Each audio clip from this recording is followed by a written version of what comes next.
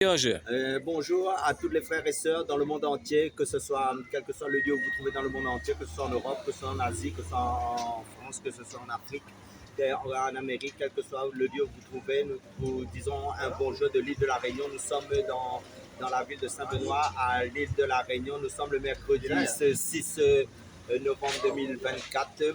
En fait, bienvenue à toutes les nouvelles personnes qui se connecteront à la chaîne pour visionner ce message qui parle que du Seigneur Jésus-Christ. En fait, le thème qui sera partagé aujourd'hui sera les élus persécutés.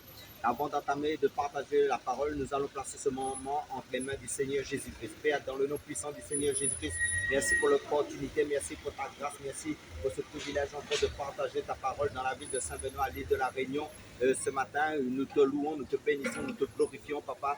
Et merci encore de nous conduire par ton Saint-Esprit. Donne à mon frère, ma soeur l'éclairage, illumine encore les yeux de son cœur pour comprendre ta parole par ton Saint-Esprit dans le nom puissant du Seigneur Jésus-Christ. Amen. Frère Serge, Amen. Hein? Frère Serge, on va parler de persécution des élus là, parce qu'il donne 1 Thessaloniciens 1, verset 4. Il dit comme ça, vous êtes frères bien-aimés de Dieu, vous avez été élus. Après, il donne Éphésiens 1, verset 4 à 5. Dieu nous a choisis avant la fondation du monde, il nous a prédestinés à être ses enfants adoptifs par Jésus-Christ. Et nous explique un petit peu la persécution des... Amen. Parce que le Seigneur nous dit dans le livre de Genèse, chapitre 3, verset 15, en fait, je mettrai inimitié entre la postérité du serpent et la postérité de la femme. Nous sommes de la postérité de la femme, de la descendance d'Israël, où Christ est né. Parce qu'en fait, Israël et Jésus-Christ, nous sommes nés de Jésus-Christ. Donc, nous sommes nés de Dieu en Christ par son esprit que Jésus-Christ nous a baptisés. Et la postérité du serpent, nous savons, c'est ceux qui ne sont pas en Jésus-Christ, ceux qui sont carrément dans les ténèbres, qui ne sont pas encore en Christ. Donc le Seigneur nous a prévenus d'avance, depuis la Genèse en fin de compte, qu'il mettrait inimitié. Ça veut dire qu'il mettrait la haine, la guerre. Et maintenant, il nous est dit aussi dans la parole de Dieu et dans le livre d'Apocalypse, en fait, le diable est descendu sur la terre avec une grande colère, animé d'une grande colère. Donc, ça veut dire quoi? Ça veut dire que le diable a ses serviteurs, le diable a ses servantes, ses serviteurs, ses ouvriers qui travaillent pour, comment dire, pour persécuter aussi la véritable église. Donc, le diable, pardon, en fait, quand le diable va faire en sorte que les élus ne rentrent pas dans les rappels, hein, il va utiliser aussi des gens qui travaillent un peu partout hein, pour nous décourager, pour nous déstabiliser, pour que nous puissions, que notre pensée soit focalisée sur nos problèmes, nos combats. Frère Serge? Mais grâce soit rendue à Dieu en Jésus-Christ qui a tout accompli à la croix. Nous sommes plus que vainqueurs en Jésus-Christ parce que Jésus-Christ a vaincu l'ennemi à la croix, parce qu'il nous a dit aussi, Jésus-Christ a effacé l'acte dont les ordonnances nous condamnaient qui subsistaient contre nous, et il a détruit en le clouant à la croix, il a dépouillé des dominations des autorités, et les a livrés publiquement en spectacle en triomphant d'elle par la croix. Donc ça veut dire quoi? Ça veut dire que la persécution, les épreuves, c'est la croix en fin de compte, parce que le Seigneur dit que celui qui veut le suivre, qu'il renonce à lui-même et qu'il porte sa croix chaque jour. Donc la vie chrétienne, parce qu'il dit que la mort de Christ continue dans l'église, dans le corps du Christ. Ça veut dire dans notre chair, parce que pourquoi? Parce que quand nous faisons l'œuvre de Dieu en Christ, en fin de compte, ça veut dire que la persécution est notre lot et c'est normal en fin de compte, parce que c'est nos cicatrices de guerre en fin de compte que le Seigneur permet parce que c'est la foi éprouvée aussi dans notre marche quotidienne pour voir si nous allons, comment dire ça, pour que la chair soit, comment dire, toujours maîtrisée. Frère Serge, parce que les chrétiens, il y a aussi les bébés spirituels, après il y en a aussi des chrétiens, vidéo comme ça. Comment dire ça? Il y en a des jeunes hommes, et en fin de compte, il y a des pères selon, comment dire ça, la croissance spirituelle. Ça veut dire qu'il y a 3 niveaux. Il y a bébé spirituel, il y a jeune homme, et il y a des pères dans la maturité spirituelle. Pour te dire aussi que, voilà, quand un jeune, un bébé spirituel, quelqu'un qui vient de commencer la nouvelle naissance, en fait, quel conseil tu vas donner, quel conseil tu peux donner à quelqu'un qui ne connaît pas encore, qui connaît trop les épreuves, le rejet? Quel conseil tu peux lui donner à ce jeune? Le conseil que je pourrais donner, c'est que, en fait, les épreuves, c'est salutaire.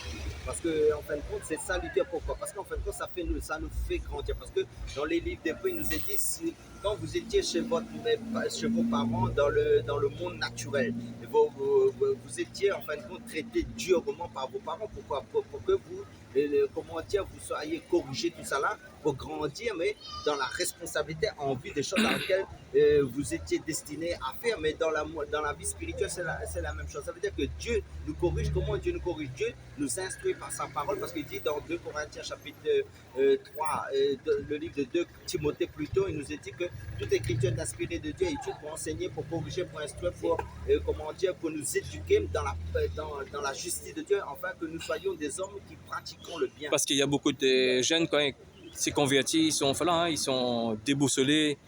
Ils sont là déboussolés parce qu'ils sont perdus, parce qu'ils ne prient plus, parce qu'ils sont pas enseignés aussi, parce qu'en fin de compte, il faut pas être déboussolé. Hein. Quand on grandit dans la foi, après, en fin de compte, pour prendre des victoires, il faut, dans Ésaïe 30, verset 15, c'est dans la tranquillité, dans le calme et la confiance sur votre Amen. force. Amen. Parce que le diable il va déployer un arsenal pour nous déstabiliser, hein, parce qu'en fait, compte, il veut nous récupérer, parce que nous sommes délivrés de la puissance des ténèbres. Le diable, le but, c'est de nous rattraper, hein, nous récupérer pour remettre de son royaume. Frère Estienne, tu peux toucher un petit mot là-dessus? Le Seigneur nous dit ça, heureux lorsque vous serez persécutés à cause de mon nom. Le Seigneur nous dit ça dans le livre, en fin de compte, dans l'évangile de Matthieu. Il dit qu'en fin de compte, la persécution, la tribulation, parce que dans Romains chapitre 8, il nous dit qui nous séparera de l'amour de Christ, sera-ce la tribulation, l'angoisse, ou la peur, la nudité, ou le péril, parce que nous sommes plus que vainqueurs en Christ. Mais nous devons en fin de compte que Dieu, dans sa parole, nous a prévenus d'avance. En fin de compte, la vie chrétienne, en fin de compte, c'est un chemin de croix aussi, mais pas selon le chemin de croix, selon la façon dont les hommes portent une croix autour du cou. C'est pas ça. Ça veut dire que notre foi sera testée pour voir si vraiment notre cœur est partagé, ou sinon notre cœur est tout entier au Seigneur dans notre marche spirituelle. Nous aurons des choix à faire dans les épreuves. Parce que là, tu me dis aussi parce qu'on savons tous que Dieu est au contrôle. Nous savons que le diable va utiliser les personnes, hein, de notre famille, de notre travail. Hein, et on voit que les personnes vont parler mal de nous. Mais nous, qu'est-ce qu'on peut faire quand les gens vont parler mal de nous? Bénissez, ne maudissez pas. Priez pour vos ennemis. Et en fin de compte, nous devons bénir. Ça veut dire que nous devons prier pour eux. C'est souhaiter, en fin de compte, que Dieu les ouvre les yeux, c'est les yeux du cœur pour qu'ils soient gagnés à Christ, pour prier pour les sorciers. Prier, en fin de compte, prier dans le sens pour que le Seigneur leur ouvre les cœurs, pour, en fin de compte, pour qu'ils découvrent le salut en Christ, pour qu'ils aient le salut, pour qu'ils soient sauvés. En fin de compte, sur la terre, en fin de compte, nous sommes amenés à être des lumières dans ce monde de ténèbres. C'est pour ça qu'il dit la lumière brille. Jésus est la lumière qui est venue sur cette terre. En fin de compte, dans les ténèbres de ce monde qui est péché, qui est méchant. En fin de compte, là où il y a. C'est pour ça que Jésus est mort à la croix. Il a été crucifié dans sa chair à cause de nos péchés. Mais maintenant, à cause du péché aussi, nous, les personnes qui ont donné leur vie aux chrétiens, en fin de compte, je donne un exemple. Par exemple, si avant d'entrer dans le Seigneur, tu étais quelqu'un de colérique. En fin de compte, Dieu va utiliser quelqu'un de colérique quand tu seras converti pour voir si tu es encore dans la colère ou tu t'es détaché de la colère. Par exemple, si tu étais dans l'impatience, Dieu va utiliser des situations en fin de compte pour voir si si l'impatience est encore en toi, sinon tu as grandi dans la patience. Donc c'est le fruit de l'esprit qui grandit en nous dans l'amour, dans la douceur. Par exemple, si tu étais quelqu'un d'irascible, ça veut dire que quelqu'un qui était dur, Dieu va te façonner pour que ton cœur devienne de plus en plus doux. Et frère Serge, en fait, il ne faut pas rentrer dans le piège de l'ennemi, hein, parce qu'on nous avons dit, parce que, par exemple, dans un verset, dans Colossiens 1, 12, 13, 14, il dit, hein, rendez grâce au Père qui nous a rendus capables d'avoir part à l'héritage des saints de la lumière. Il nous a délivrés de la puissance des ténèbres, nous a transportés dans le royaume de son Fils bien-aimé, en qui nous avons la rédemption, la rémission du péché. Lorsque nous sommes nés de nouveau, nous sommes délivrés de tous les liens ancestraux, tous les liens familiaux. Oui. Familial, hein, ça veut dire quoi? Le diable veut nous récupérer, en fait. Oui. Ouais, pour ça, il nous attaque, hein, même dans nos songes, de nos rêves. Amen. Et il y aura toujours des attaques, toujours. Il faut toujours rester dans le calme. Hein. Amen.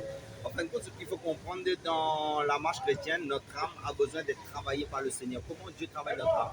Il nous fait entendre la parole, mais après, il faut la vivre. Mais Dieu teste aussi pour que notre âme soit façonnée. Il faut que, comme il dit, le fer aiguise le fer. Vous prenez 2 couteaux, vous frottez ensemble, ça va mieux ça va être aiguisé, donc ça va mieux après être tranchant. Donc ça veut dire quoi? Ça veut dire que nous côtoyons des hommes dans notre vie familiale, nos femmes, nos enfants. Nous côtoyons aussi des gens dans nos métiers. Nous côtoyons des hommes, des femmes dans le milieu social. Ça veut dire que Dieu, en fin de compte, c'est à travers les épreuves, les expériences, comment qui va nous tailler en fin de compte dans toutes les situations, dans tous les domaines de nos vies pour voir si nous portons du fruit en fin de compte. C'est pour ça que ça s'appelle l'émondage, ça s'appelle, en fin de compte, quand vous lisez Jean chapitre 15, Dieu nous parle de l'émondage. Ça veut dire, ça s'appelle la circoncision du cœur. Ça veut dire que plus nous avançons dans le Seigneur, plus nos cœurs est circoncis pour être à l'image, parce qu'il dit tout disciple accompli sera comme son maître. Jésus, parce qu'on le persécutait, il ne rendrait pas le mal, la persécution pour la persécution. En fin de compte, lui, en fin de compte, comme vous voyez, on voulait le lapider, on l'a maltraité, en fin de compte, c'est lui l'exemple à suivre par excellence, en fin de compte. Donc, c'est lui le modèle à suivre. Donc, quand il passait par les épreuves, en fin de compte, il allait dans la prière. C'est ça qu'il faut comprendre. Parce que là, quand tu es né de nouveau, tu es chrétien, tu auras beaucoup de persécutions. Même dans le ténèbre, il va utiliser un arsenal. Hein.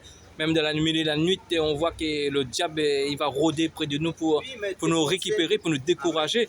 Mais pour porter la victoire, il faut la prière. Nous sommes des hommes et des femmes de prière. Hein. Si on ne prie pas. La parole de Dieu, des hommes de la prière, des hommes des adorateurs, ça veut dire des personnes qui adorent, qui louent le Seigneur dans tous les circonstances. Regardez l'apôtre Paul. Il a été persécuté, il rentre en prison, il avait les plaies sur ses membres à cause de l'évangile, il a été persécuté. En entrant dans la prison, en fin de compte, il louait, il adorait le Seigneur. Les chaînes sont tombées de là où il était prisonnier, les portes de la prison s'est ouvertes. Ça veut dire la gloire de Dieu descend de plus en plus.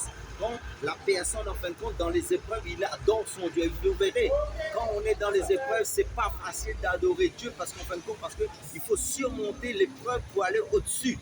Après, dans les anciens, parce que nous avons dit il y a le bébé spirituel, après il y a les jeunes gens, après il y a le père spirituel. Quand on grandit aussi, après qu'on connaît bien notre identité, hein, parce que l'ennemi, quand on connaît son identité, l'ennemi sera incapable, hein, il sera incapable de nous toucher parce qu'en fait, quand nous connaissons notre position, parce que quand on regarde la Bible, hein, Matthieu 28, verset 20, oui. Jésus suis avec vous jusqu'à la fin du monde. Ouais. C'est Jésus est sans nous jusqu'à la fin du monde qui peut nous toucher. Et si on va rouvrir les portes, frère Serge, si on va rouvrir les portes, l'ennemi va s'infiltrer. Hein. Amen.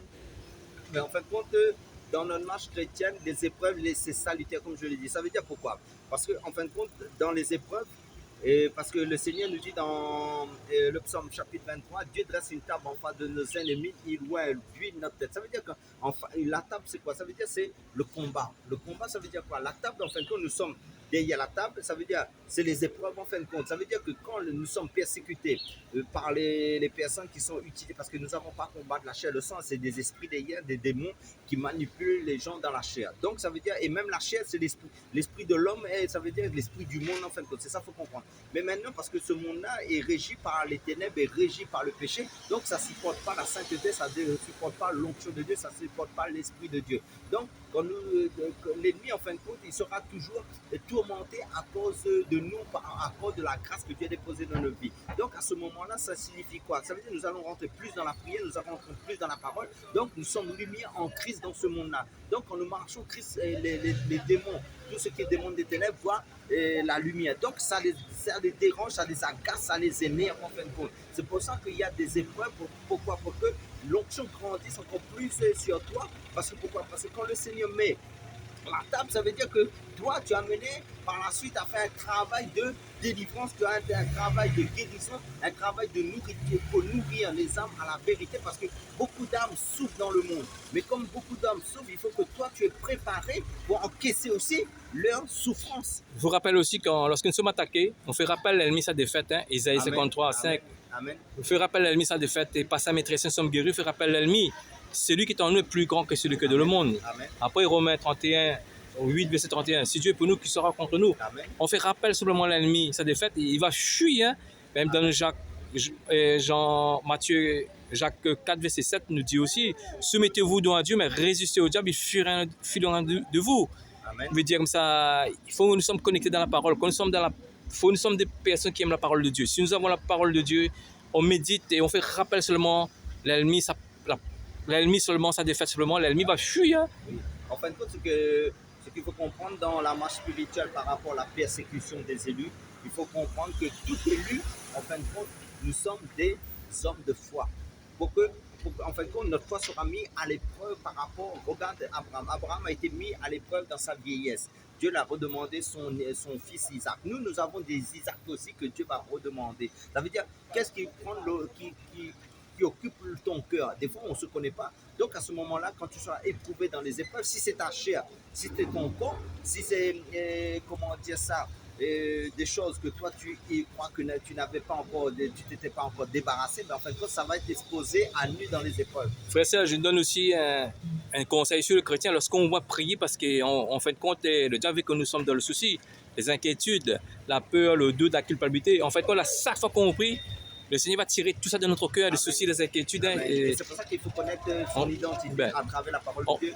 Ce que le Seigneur a appris à la croix pour nous. Puis en fin de compte, c'est vrai qu'il nous parle des 4, le semeur qui est sorti des 4 terrains, la parole qui a été étouffée par les soucis, par les inquiétudes, tout ça. Mais nous, comme nous connaissons la volonté du Seigneur, qu'est-ce que nous allons prendre? Nous allons prendre des armes offensives. Ça veut dire que quand nous sommes, attaqués, nous serons sur le plan offensif aussi. Ça veut dire que nous allons être dégagés de toutes les pièges de l'oiseleur, comme c'est parlé dans le livre des Psaumes. Parce que nous avons des armes offensives et défensives aussi. Hein. On prend l'arme offensive, défensive, nous utilisons ça. Par exemple, quand on est attaqué, l'ennemi nous essaie de nous rappeler de Jésus quand il est parti dans le désert, il a été prouvé aussi par rapport à la faim et la soif. L'ennemi vient et dit, si tu es le Fils de Dieu, transforme ces pierres en pain. Mais Jésus dit, l'homme vivra de toute parole qui sort de la bouche de Dieu. Donc nous sommes des êtres spirituels avant tout par des hommes, nous ne combattons pas dans la chair. Ça veut dire que l'ennemi veut nous amener dans la chair, mais nous devons combattre dans l'esprit. Il faut surmonter les choses de la chair. Frère Serge, le fin mot. Le fin mot de la fin, ne soyez pas étonnés quand vous êtes dans les épreuves. Parce que les épreuves nous amènent aussi à être de plus en plus aguerris, fortifiés, à être des guerriers, des commandants en Christ. Amen, alléluia. Amen, alléluia.